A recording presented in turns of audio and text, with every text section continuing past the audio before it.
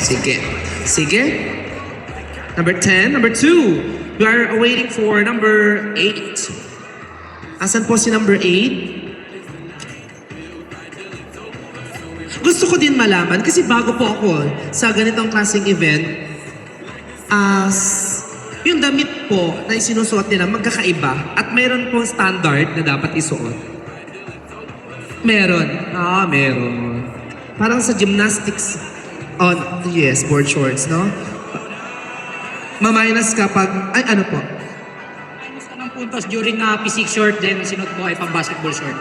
Ay, ganun po. So, bawal ako sumali. Joke lang. Kasi mahilig ako sa basketball. Joke lang. We have already the 4 contestants for the Bodybuilding Open. And, ladies and gentlemen, here are the results. Starting off with the 4th placer. It goes to... The 4th place goes to number 2, Tristan Benito Pumihik. Congratulations.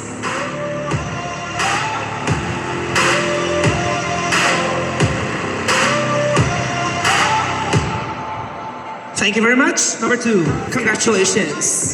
Our 3rd placer, ladies and gentlemen, for Bodybuilding Open category is number 9. Number 9. That's Paulo Fombuena. If I am not mistaken, siya yung taga Quezon City.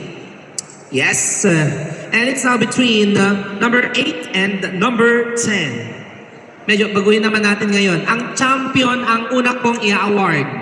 Ang champion ang una kong sasabihin. Ibig sabihin, 2nd placer ang hindi ko sasabihin ang pangalan. The champion, ladies and gentlemen, for Bodybuilding Open is number 8, Sire Esquivel. Our 2nd placer is number 10, Erwin Fajardo Rico.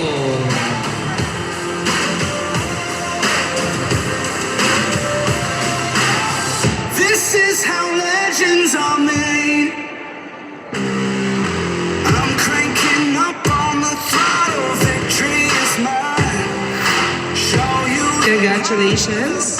Nakaka-inspire, no? Si number 10. Sabi niya kanina talaga 40 plus na din siya. Yun ang bago kong natutunan ngayon. If you wanna hide a bit your age, sabihin mo 40 plus ka, 30 plus, 20 plus. No? Pero wag mong gawin yan pag 21 ka pa lang. Baka mamaya pag 20 plus, isipin nila 29 ka na. No?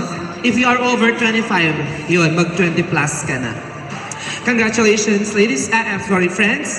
We have our winners now for Bodybuilding Open. Thank you very much.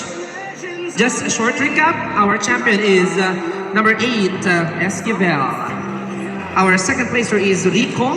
3rd is Fombuena. And 4th is Pumihik. Congratulations, Jen.